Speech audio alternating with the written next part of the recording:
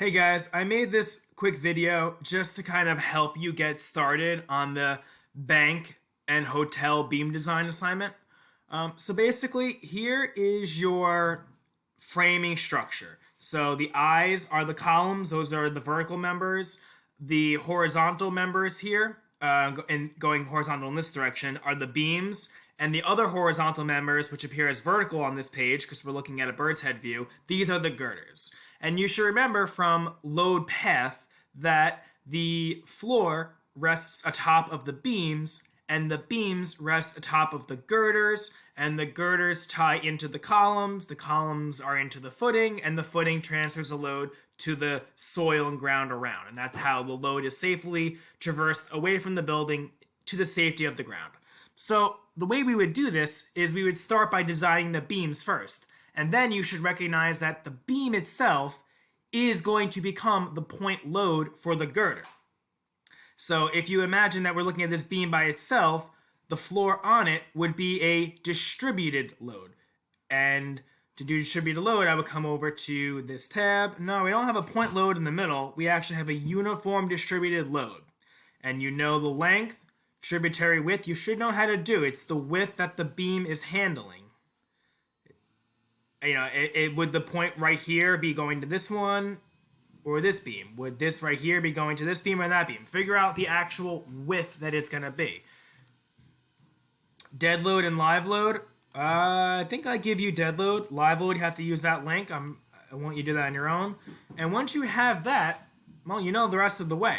But the trick is that you need to recognize that when you're doing the girder, that the point loads on the girder, that would be the two over here. Yep. You have to figure out what P is. P is going to be the reactionary forces from the beams. I guess by that logic, the next follow-up question would be what percentage is dead and which one is live? You could figure that out easily enough by just saying, I don't remember what the live load is, but take you can do it by a percentage, right? So if I don't remember what the live load is, if it's 100, then you would say the total load per square foot is 140, right?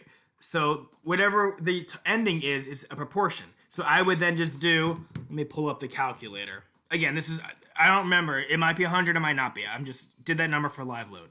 The total load would be 140 pounds per square foot. And I know that for each square foot, 40 over 140 is the percentage that is dead. So 40 divided by the total per square foot, this percentage, 28%, is the dead load. So then you can multiply that by your reactionary forces. And then that'll give you whatever the point dead is.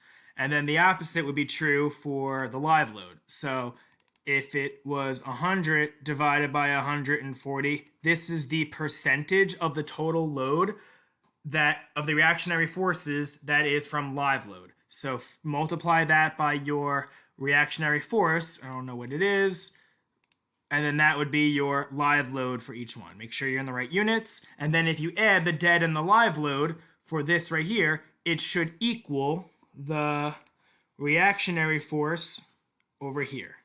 So if you're doing it right, I'll say that again.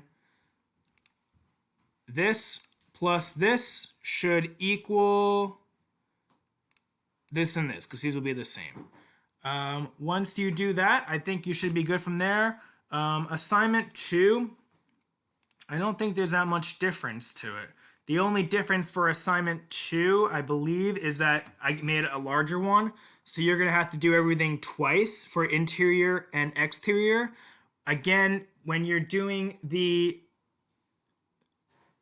interior beams, that would be these ones right here.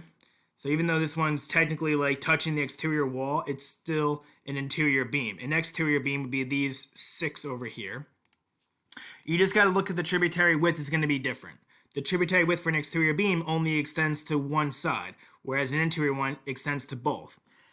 The other trick for when you're doing something like this is interior girders. Interior girders are a little bit tricky.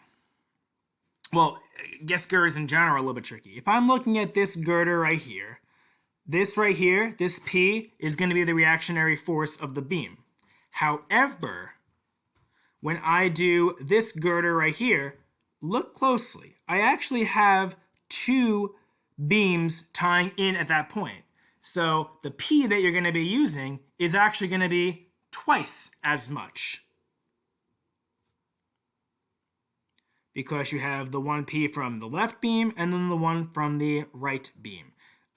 We're also going to say that these top beams, the ones that are in line with the columns, they're tying directly into the column itself, so you don't have to worry about them.